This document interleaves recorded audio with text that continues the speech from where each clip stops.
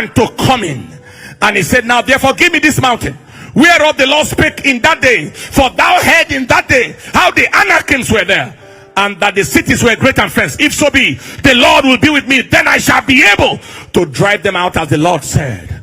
And Joshua blessed him and gave unto Caleb the son of Jephunneh Hebron for an inheritance. And Hebron became therefore became the inheritance of Caleb the son of Jephunneh the Kenizzite unto this day, because that he wholly followed the Lord his God. That was a man who knew what was his. He placed a demand for his inheritance in God. He trusted God to help him to take it, and he stepped out by faith and drove out the giants. They say there are giants there. Say that I am okay. Give me the land with the giants.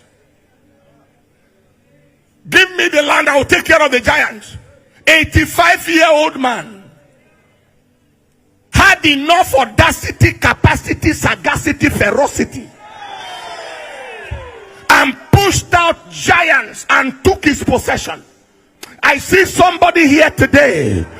Every land that is occupied by enemies and giants, power is coming upon you, dominion is coming upon you to push them out and take your portion. If you are saying amen, say a loud amen. If you are saying amen, say the loudest amen. If you are saying amen, shout the believers amen.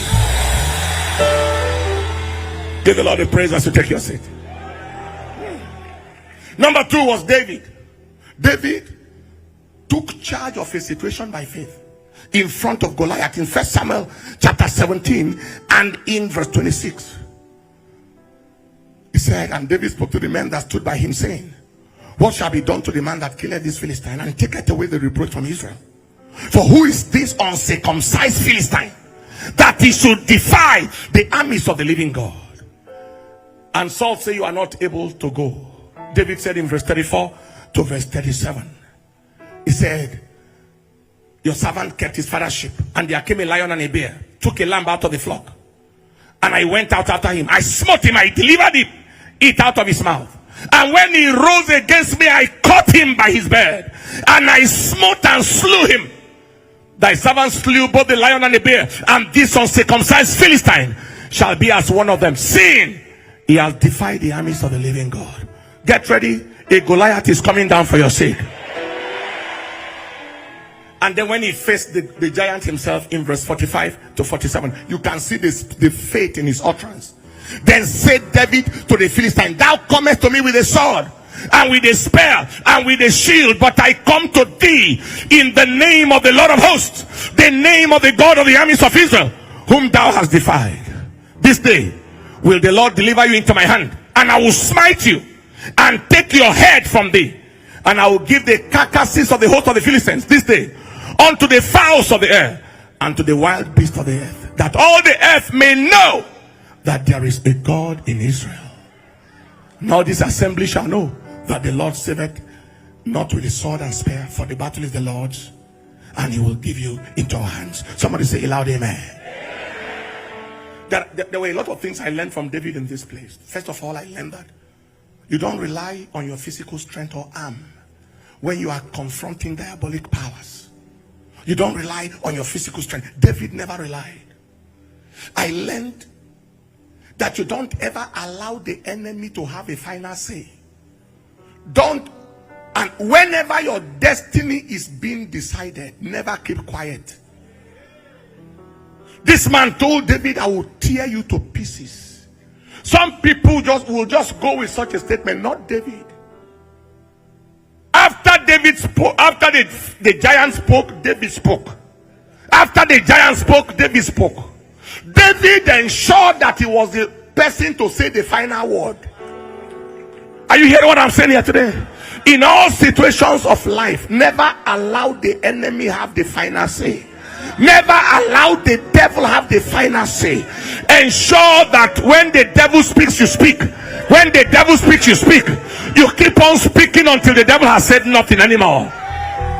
Whenever your destiny is being decided, whether it is in front of an interview or anywhere, don't keep quiet.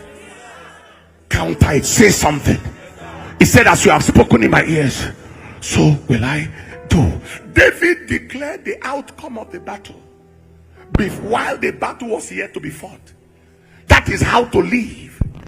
Declare the end from the beginning. Don't wait for it to end. Declare the end from the beginning. Am I speaking to somebody here? Declare the end from the beginning. And then we went to the National Stadium for a crusade in 2007. That would be 18 years ago. It was overwhelmed. We did it 3 times: July, August, September. And then they said they won't give it out for church use anymore. I announced to the people there and then that this thing they said they won't give for church use anymore, we will build our own stadium. But the difference between their own and our own is that our own will have a roof. When there is rain, it won't fall on us, because rain fell on us there. Are you hearing what I'm saying? I said it to the hearing of the people. And after a short while, it came to pass. I sent one of our property agents, called him, anointed him, sent him to the same address. Go to that road. Well, I won't get to the detail of that. Anointed him. This is your job. Go and look for a property. When you go heading to the airport, by your right, after so and so, check. Our property is there. Under 7 days, he returned. And he said, I have seen property over 500 hectares. And they are ready to sell as much as we are ready to buy. When your destiny is in contention, silence is an enemy. When your future is in contention, silence is an enemy. David saw the victory. And then he saw the victory. He saw the victory before the victory happened. Do you know what he told the giant? He said, come to me and I will cut off your head. Pastor, you know there was no knife in David's hand. There was no sword in his hand. Which sword will he use to cut off a man's head? He was eyeing the sword of the enemy. Hey! Hey!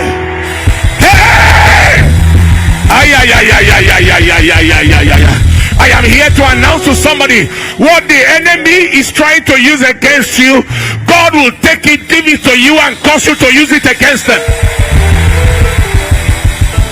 If you believe that, shout the Lord and say amen. Napoleon Bonaparte, the rugged military general, they once asked him, supposing you are going to battle, please sit down.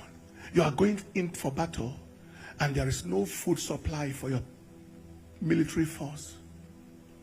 What will you do? He said, I wouldn't have any problem provided there is food in the enemy's camp.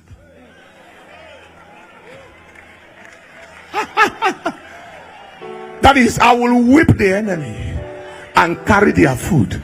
Hey! Hey! Hey! The last time the devil, the enemy, succeeded against you is the last forever. You are saying amen. Shout it out and say amen.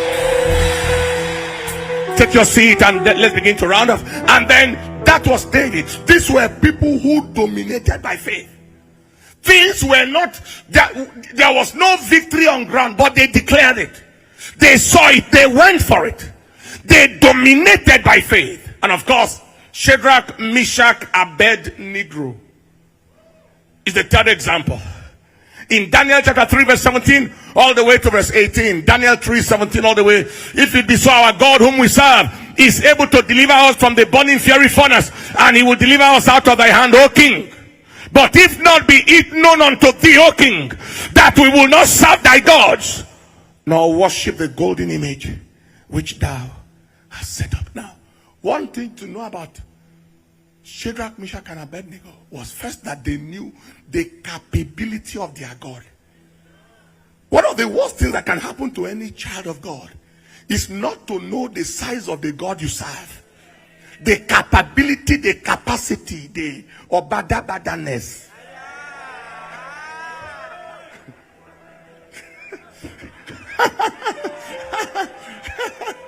You understand what I'm saying? The massiveness. It's not to know the size of your. He said, we know this God. He is able to deliver us, and he will. They didn't just know it, they said it. And then they added a clause. But even if he doesn't, which means in case he chooses another pathway, because he has the right to choose any pathway. If he chooses another pathway of intervention, we will still not bow. So what do you do in situations of life? You leave room for whatever approach God chooses to give you intervention. Because many times we are looking in one direction and God is trying to come in another direction, and people get discouraged. You give room, and these three people dominated by faith. There are more examples, but I'm conscious. Caleb, David, Shedrack, Meshack, and Abednago.